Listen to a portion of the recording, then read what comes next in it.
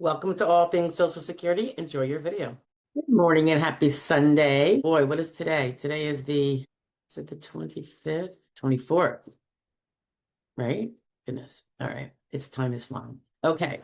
So forgive the dogs barking. This is Sunday's Social Security Roundup for the week of August 18th to yesterday, the 23rd. Okay. Let's just go to it. On the 18th, we did a little share about the work history report and a particular kind of postural work-related task. So it's a postural thing that the SSA considers, and it has to do with stooping and a mistake a lot of people make on their work history report, which is not to their benefit. So we go over that, so perhaps you can avoid it. That would be Monday, right?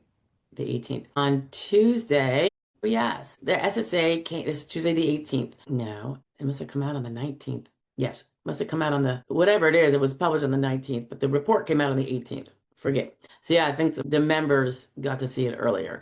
Okay, so the SSA has come out with a performance metrics report, and they show charts of many, many areas that are of interest. And it would be very long to go through them all. So in my little simple way, I went through the first one, and I am going to do the other ones and get them up, although I haven't yet because it's been a little busy. And on Friday, I went on my trip to Jersey, so where I still am. And so I haven't gotten that done yet, but I will get it done because they are important, because it helps show some of the improvements being had. And I think it's largely due to the use of technology and less mundane manual things happening where they don't need to happen. So, and including getting people back to the field offices to answer phones and receive people there, making appointments, the 800 number, and the online system that is getting more robust as we speak. I think I just saw something else about that I wanted to probably share, but God knows when I'll get to it. Okay, so that was the first part of this Social Security Performance Metrics report that I discussed on Tuesday. On Wednesday, that was the 20th, we went over non-medical reviews again, and are they a good sign or a bad sign? Because I get this question a lot. You might see some of the posts about it. So we go over that kind of fiasco, which we've all been discussing for like 2 years and complaining about. I really hope it gets remedied soon. Also on Wednesday, we had our one live stream, and that went up as a replay on Thursday at noon. Well, I'm not sure if it got up exactly at noon, but so we play the replay without all of the lag time of scrolling and getting to people's questions to answer them live.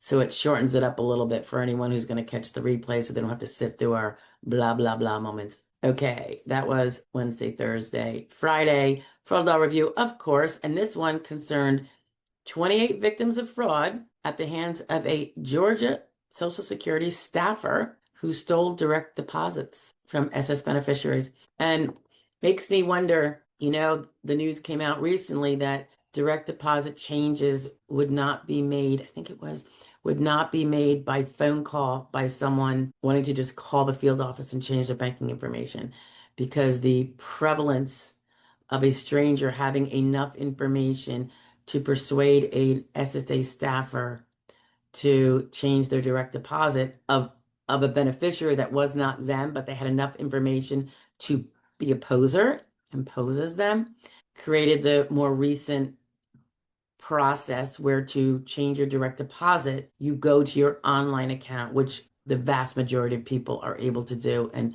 as we saw from the metrics on the first day of reporting for the first part, that has been growing use of online and getting things done that way. So in this particular, and I'm just trying to remember back, this particular GA staffer was getting in there and changing things. And I'm suspecting that with the new way, the only way, except for maybe an in-person visit, for someone to change a direct deposit themselves via their own online access, an SSA staffer isn't going to have access to that, not in a field office, little yokel dokel position. And that's my suspicion. So what this person did and the amount of money that was stolen from 28 different beneficiaries, and I'm sure it was replaced, but not sure if the thief that was working there has actually paid all of the restitution back to replace those monies, because probably he spent it like people tend to do when they steal stuff.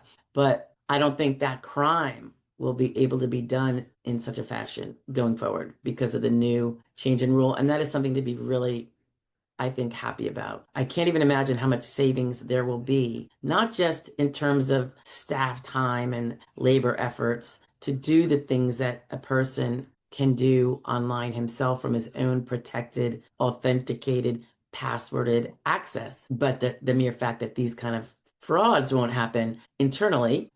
Will there be other attempts at fraud internally? Of course, criminals are always looking for a way to circumvent. And that's why it's so important that the tech powers that be over our monies in the SSA and elsewhere are always hard at work preventing those bad actors from creeping in my opinion. Okay, so then Saturday the 23rd, we had, just a rundown, not even a thorough explanation because that would take a long time for each and every one. So I just wanted to give the exact rundown of the new, I think it was 13, new compassionate allowances that have been added to the ranks in 2025 and very recently, obviously, just a few days ago.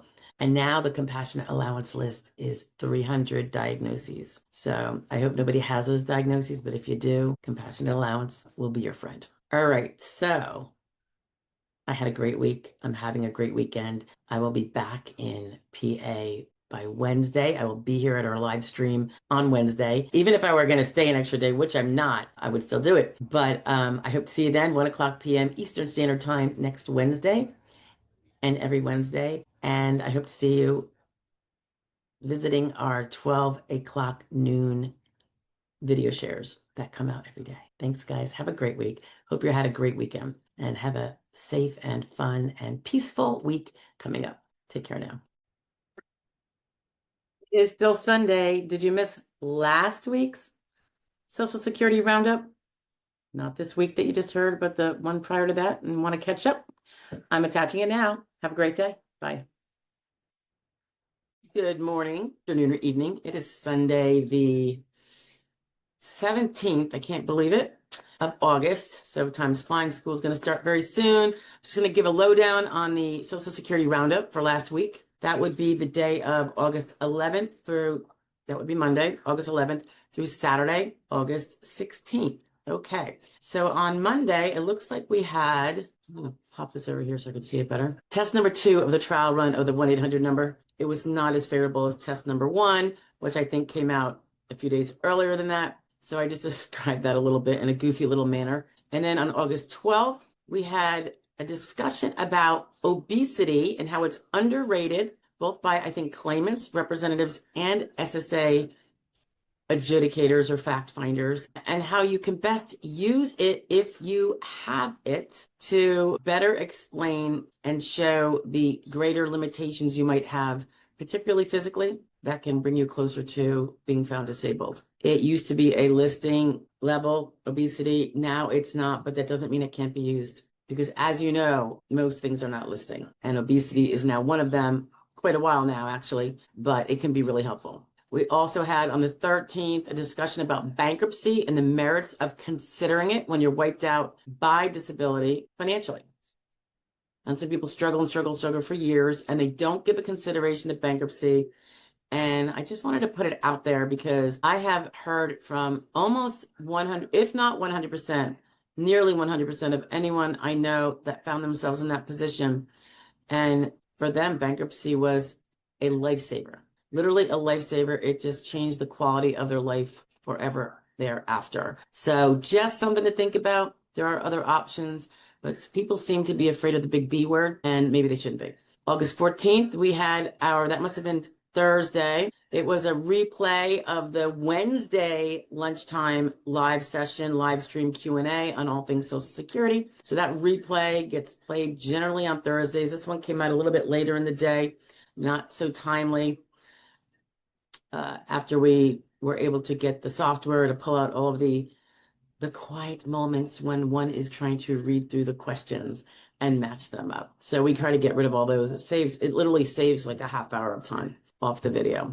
Because that was a long day too. I think we were almost 3 hours long in that live stream. The 15th was Friday, so we had our Friday Fraud Law Review, as always, which is also a kind of a commemoration of Red Friday for our deployed soldiers. I try to put them hand in hand, given that they call it Red Friday. And this particular fraud law review on this day was about an 8-year successful fraud scheme by a woman in Missouri who was able to steal her brother's benefits while he was a prisoner for all those years. And then Saturday, the 16th, this was a discussion about fibromyalgia and the fact that there seems to be a vacuum, I suppose I'd say a vacuum, of missing specialists in the fibromyalgia world. And there doesn't seem to be a lot of fibromyalgia literate medical doctors. And I think some of my fibromyalgia people know what I'm saying. There are some, and then there are many who are not. So we discussed that a little bit and what you might be able to do. And so that was Saturday. So that was the week. I hope you guys had a good one.